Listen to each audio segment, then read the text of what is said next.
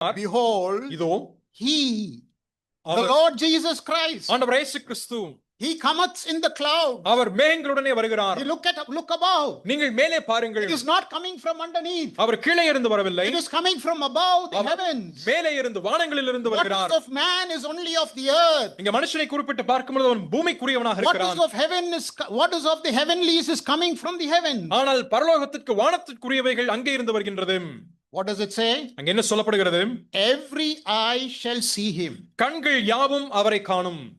Not one single eye will not see him. இங்கே ஒரு கண் கூட அவரை பார்க்காமல் இருக்க போவதில்லை. And they அவர்கள் that pierced him, அவரை குத்தினவர்களும். who are they? அவர்கள் யார்? Who are they that pierced him? அவரை குத்தினவர்கள் யார்? The Jews. யூதர்கள். They have pierced him. அவர்கள் அவரை குத்தினார்கள். They pierced him and they will see him. அவரை குத்தினார்கள், அவரை பார்க்க போகிறார்கள். Now you see the Jews